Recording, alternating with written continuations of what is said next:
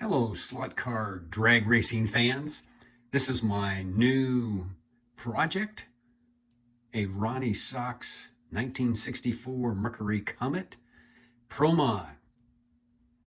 I got this off eBay and I will show you some info that the owner put on his site. And I might buy another one from him. Also includes the rear spoiler and the scoop. Oh, this is going to be fun.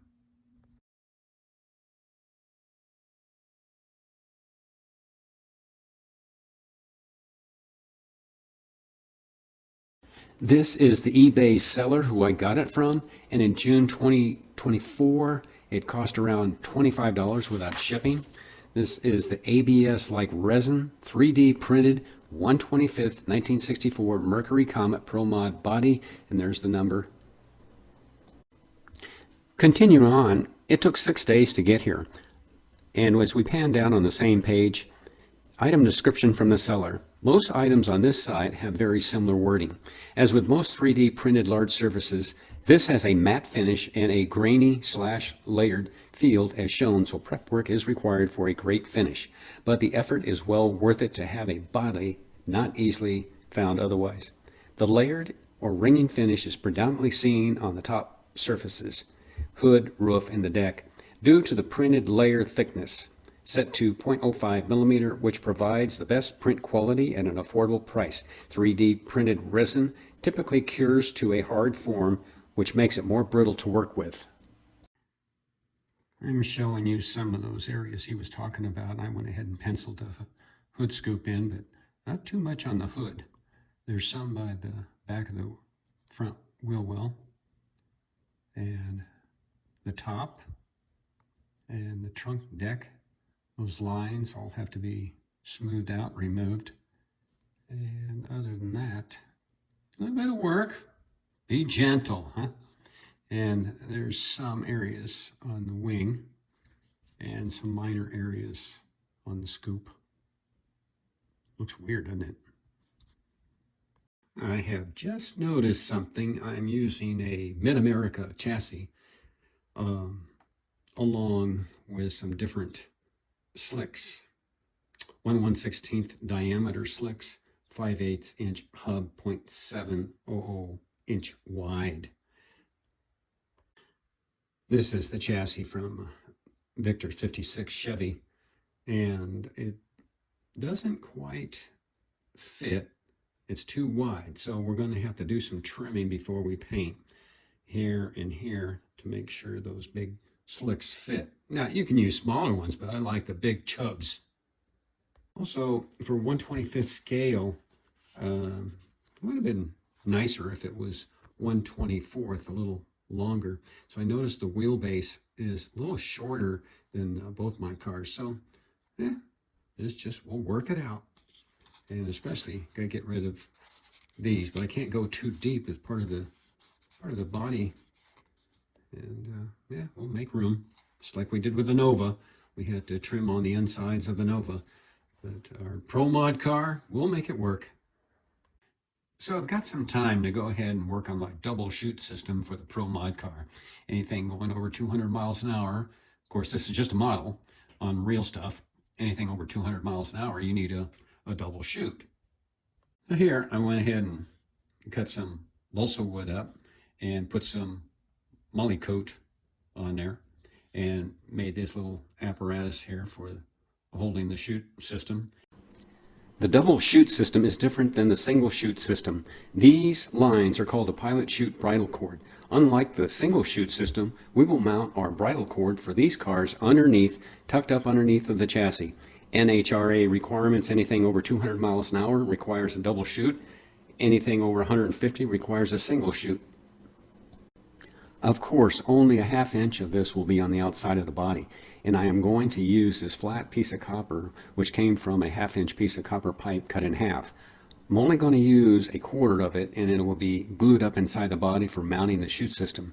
Either glue the brass rod to it or silver solder it. I think it'll come out good.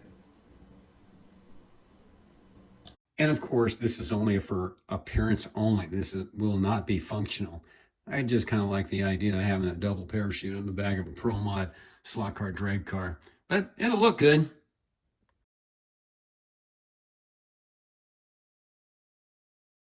I ordered a new complete chassis from Mid-America Slot Cars, number MID 331.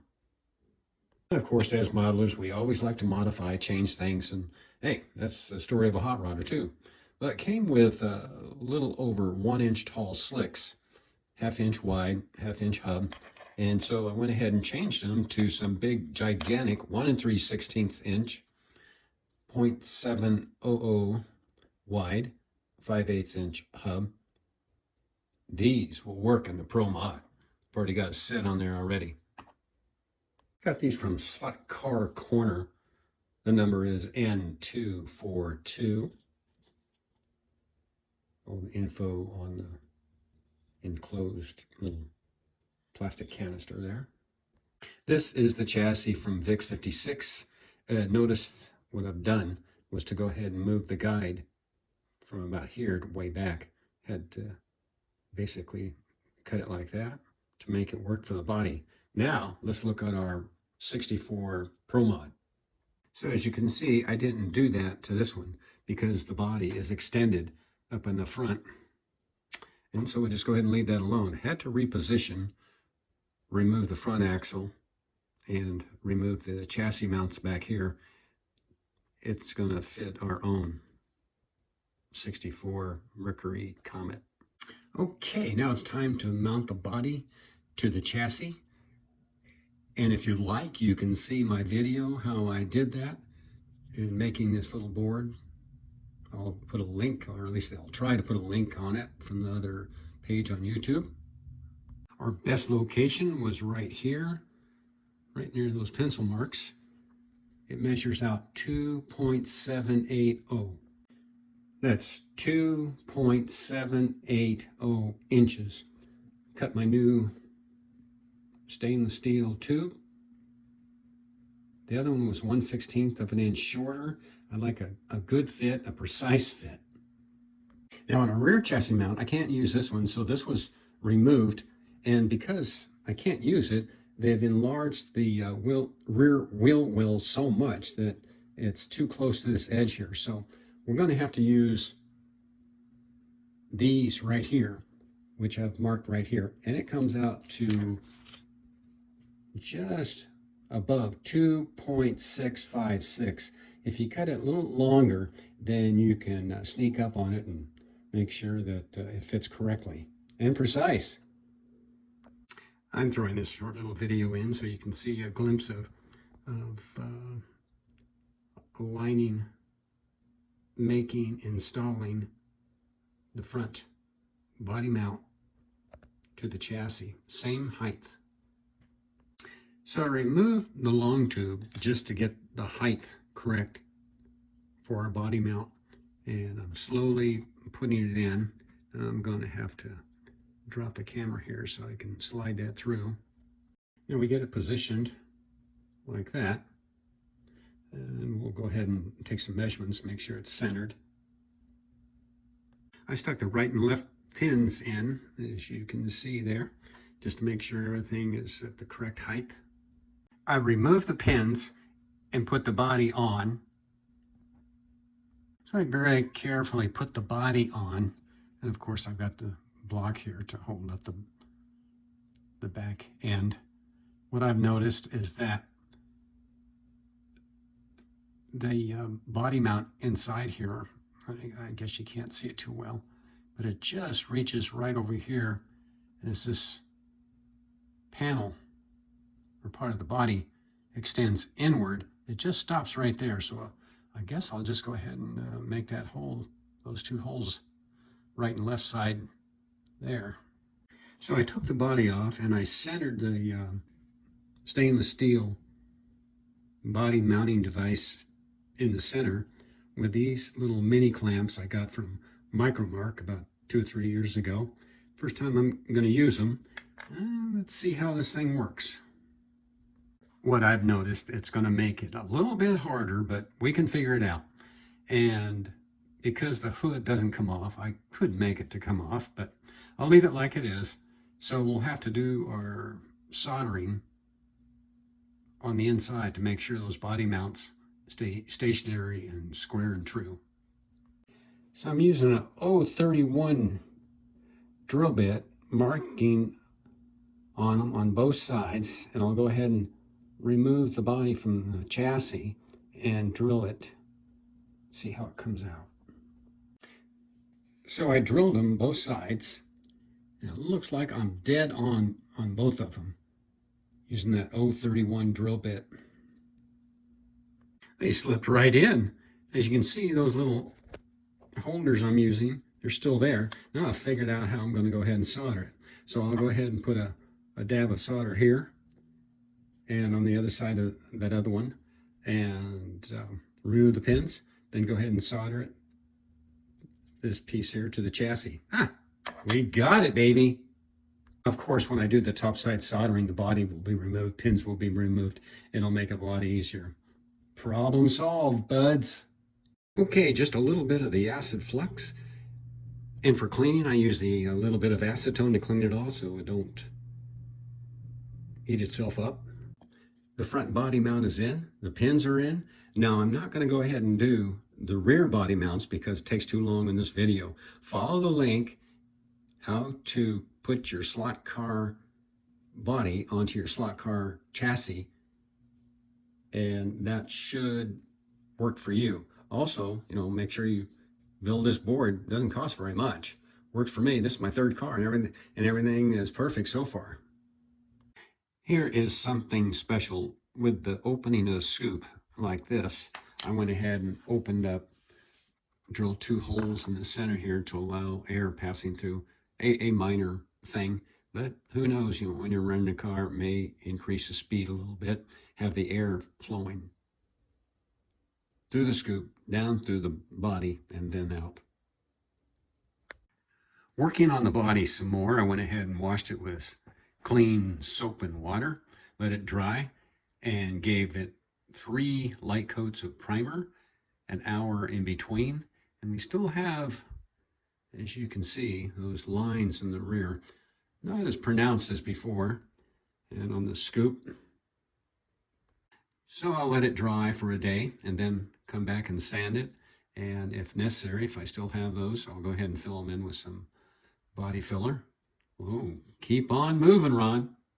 Well, the primer filled in some of those areas, but I had to fill it in with some spot putting. I like using the Bondo glazing and spot putting. You can use whatever you want, but this was light and fancy and did the trick. So using a small sanding block, then using 120 grit, then the 220 sandpaper, and not shown is a 600 wet dry sandpaper.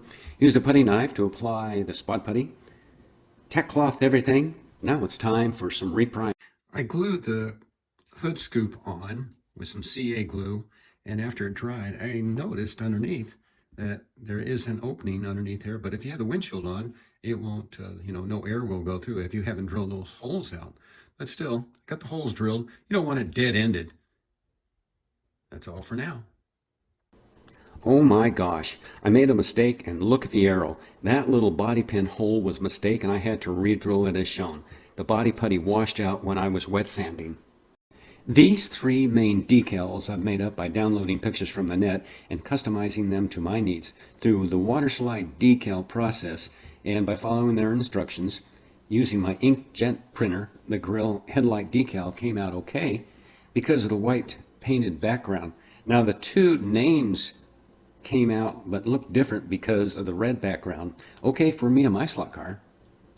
This is how it turned out after painting and applying the 3 main decals, and the one in the front for the headlights and the grill came out pretty good.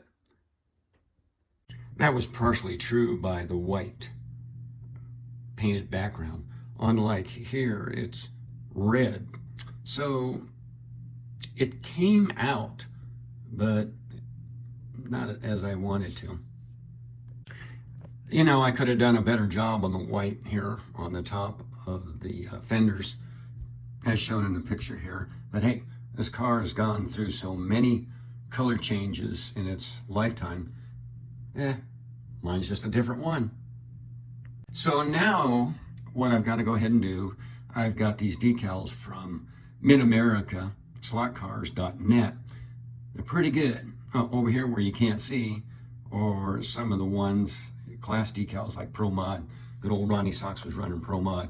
These will go down here in the lower areas on both sides, and we'll see what we can do here and here and here. As found out, these are peel and stick decals. Do not immerse in water. So I got about 75% of the peel and stick, and I'm finding the others. These are water slide. These came from Ted's, let's see, modeling marketplace out in California. Let's see, that's sheet 5 and this is 3. There's a couple on here I can use, like the K&N filter, and let's see, what's that say? Richmond gear. That'll go down here. And there's some that I couldn't find, but we'll substitute. Yes, this was a fun build.